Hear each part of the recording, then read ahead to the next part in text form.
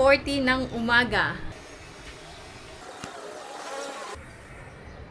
So, ang aming menu for today, nag-edit kasi ako. Saan tayo pupunta?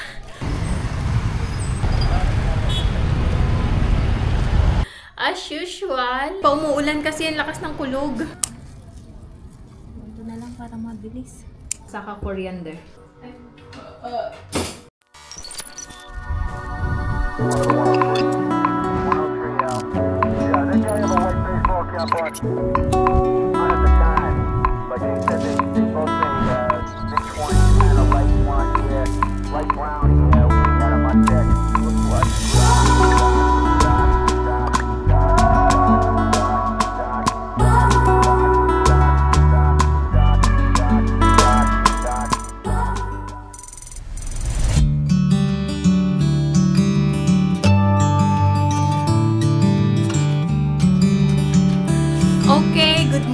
Good morning po sa inyong lahat. Kamusta po kayo? Kamusta po ang inyong mga araw? Hopefully ay okay po kayo. Time check muna tayo ulit. 8:40 ng umaga. Ayan. 8:40 pa lang ng umaga. Maaga kaming nagising. Kahit ano, ang tag nito? Kahit 7 o'clock ang pasok ni Champ. Anyway, last day niya ng pasok today. So, yay! Hayahay na tayo. And then, andito ako sa kwarto kasi maglalaba ako. Alam niyo na, labadami, labango. Maglalaba ako. Mainit ang araw today. Baka mamaya umulan na naman. So, samantalahin ko na. And then, ano pa ba? Ayun lang muna. Update ko kayo. Maya-maya ulit.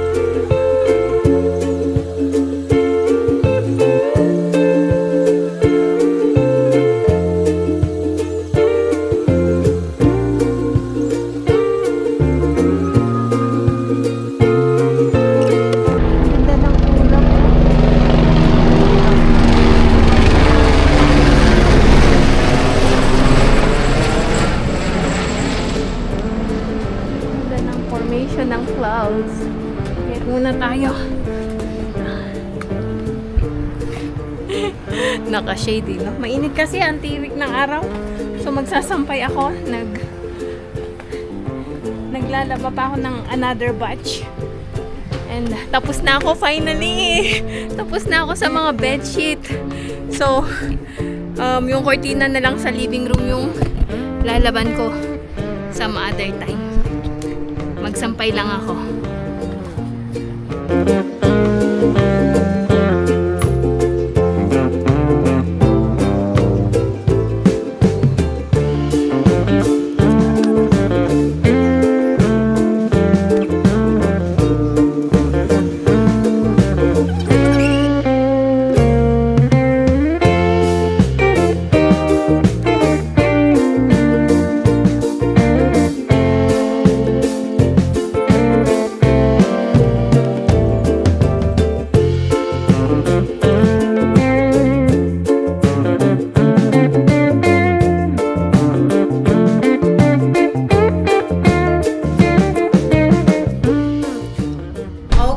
Dito naman tayo sa kusina at ako ay magluluto na ng aming lunch. Dalawa lang kami ni Santosh kasi si Champ ay nagpaalam na late daw siyang uuwi, mga 5 o'clock na.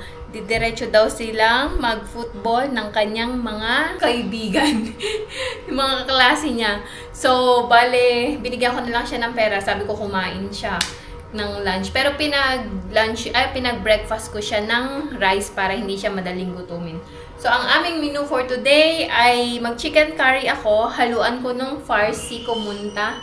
Yung nabili namin kahapon para hindi masira. Last time kasi pag namimili ako, natatagalan akong iluto. Kaya nasisira, sayang lang. So, this time, I make sure na iluluto ko siya agad-agad. Okay, so ayun, magluto muna tayo. Maya naman ulit.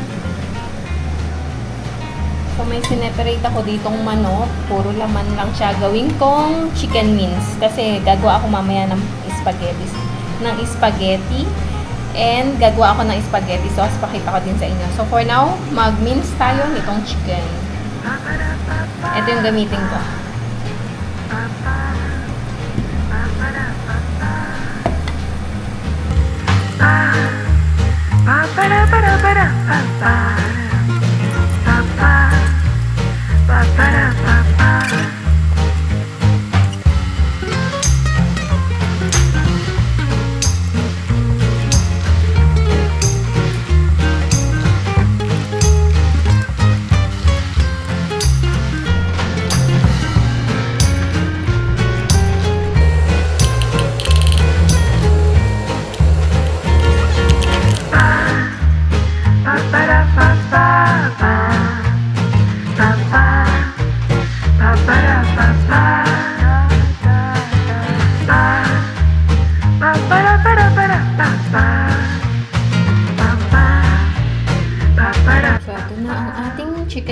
curry na may talbos ng kalabasa.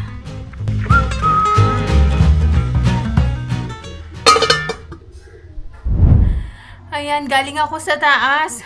Umulan bigla. Dali-dali ko tuloy kinuha ang mga nilabang ko. Ayan, basa. Nabasa ako. Ligo ako maya-maya.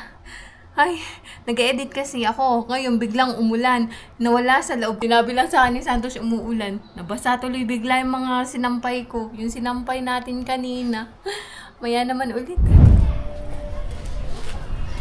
Magandang gabi. Magandang gabi na. Time check, 6:13 na ng gabi. Saan tayo pupunta? Punta lang muna tayo ng Choke, mabilisan. Kasi bukas ay Sabado. Medyo maingay. Bukas ay Sabado. And magcha-church kami. So magpapatreading lang ako ng mabilis. And bili ako ng gatas. After nun, balik na din tayo kasi tingnan nyo, 6 o'clock pero madilim na siya. Usually, pag 7, may araw pa. Lagi ko sinasabi yun, no? So, ayun, nakakatawa may mga bata dun sa may ano. So, bilisan lang natin and uwi din tayo.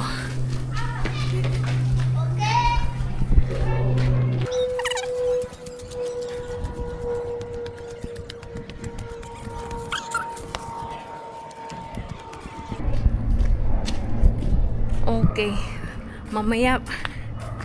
Mamaya pagbalik, di na ako dadaan dito, madilim na. Doon na sa kabila.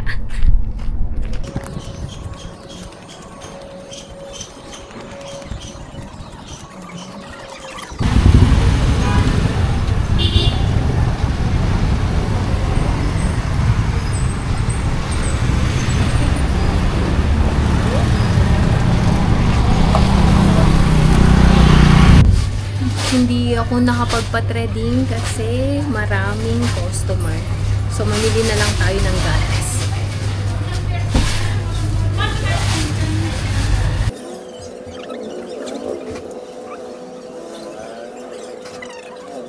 Egg liter. Ajur. Ay.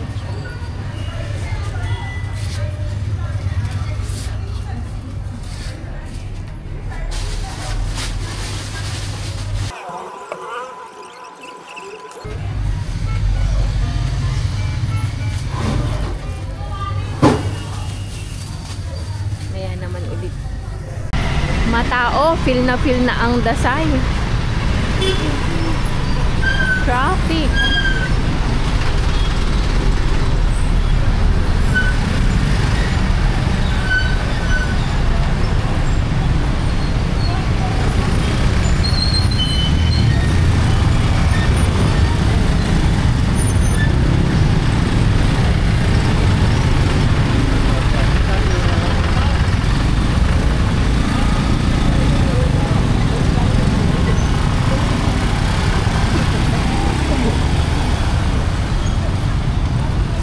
Ayan. Kita nyo yung police station? Compare natin. May shot ako nito rin before nung katatapos ng protesta ng mga Gen Z. And tingnan nyo siya now.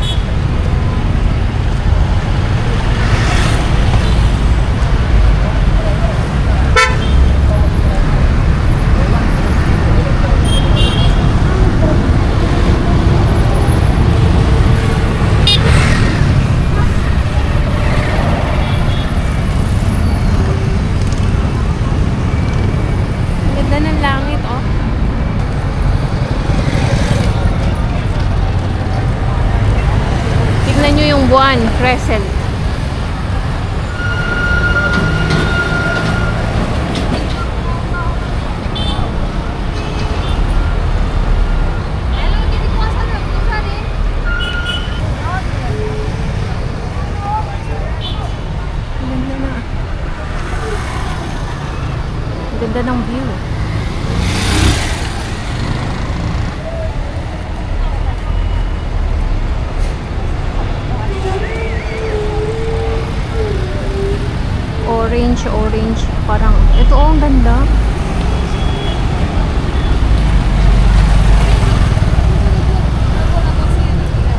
Uwi na tayo.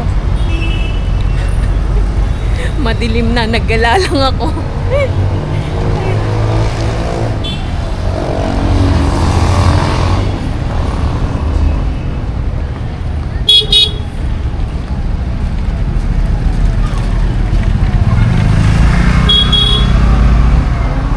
Dapat kasi kanina ako nagpaano.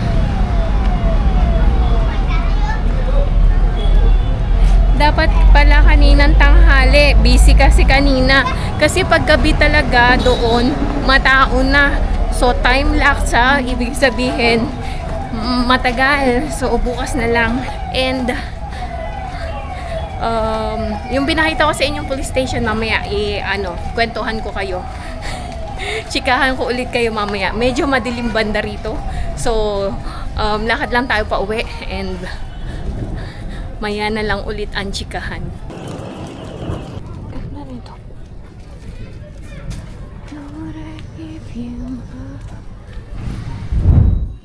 Okay, nandito na tayo sa bahay. Mabilis lang. Siguro na, wala pong 15 minutes kasi nga, busy dun sa salon na pinagpapagawaan ko. So ngayon magluluto na ako ng aming dinner. Hindi na ako magluluto ng spaghetti dahil wala nang time. Bukas na lang. And as usual, alu parata lang ulit kami today. Tonight. So dyan muna kayo. Balikan ko kayo mamaya para sa ating chikahan. Mag-harvest muna pala ako ng mint kasi gagawa ako ng achar. Tomato mint achar. Achar ba yun? Chutney, parang ganon. Sauce. Sauce ng parata. So tara, harvest tayo sa taas. Habang di pa umuulan kasi ang lakas ng kulog. Dinig nyo?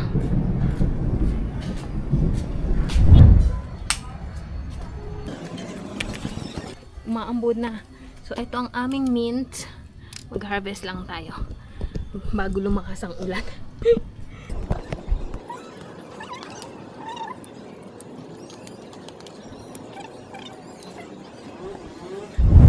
So, ito na ang ginawa kong chutney. Ano to? Mix of tomato, mint, and lemon at saka coriander. Salt na din. Kain tayo.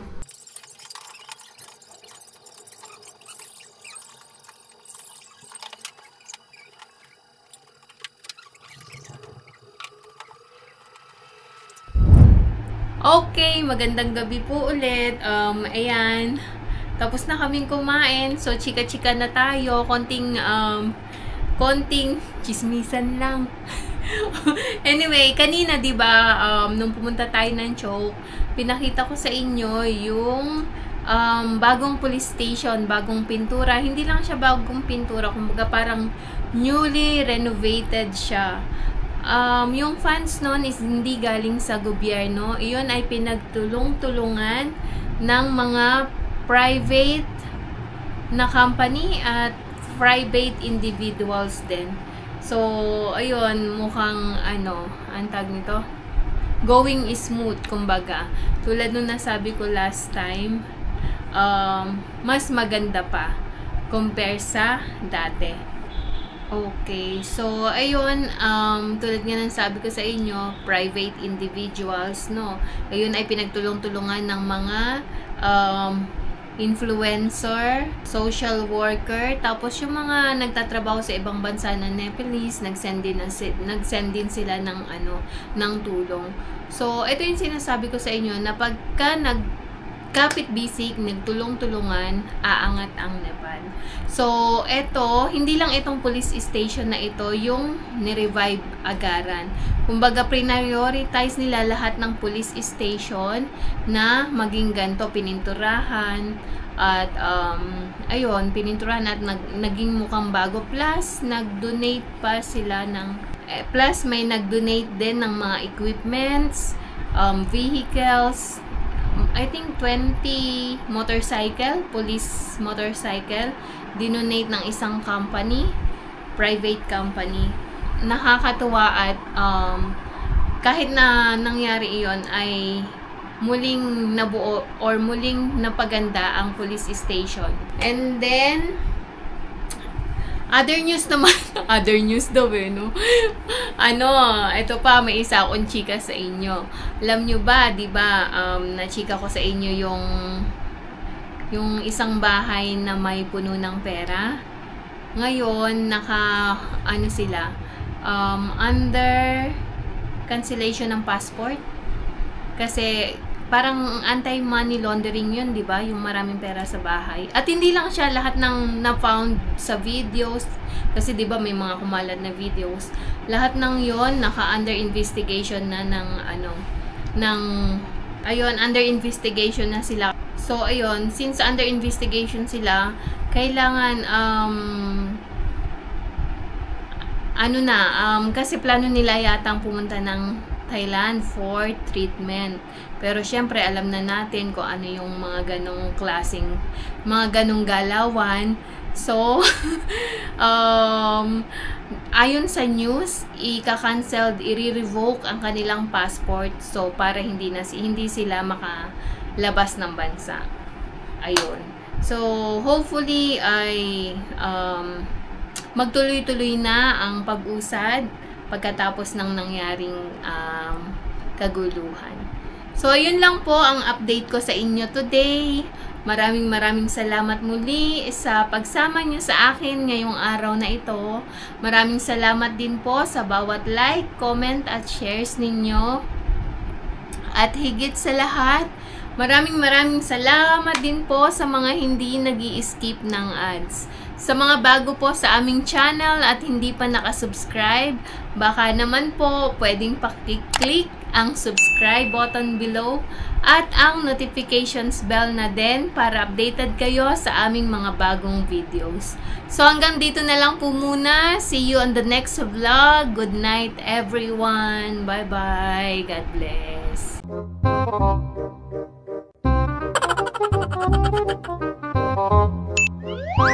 Ginagawa mo. If you like this video, please consider subscribing to our YouTube channel, SL Nepal. Thank you for watching. Have a nice day.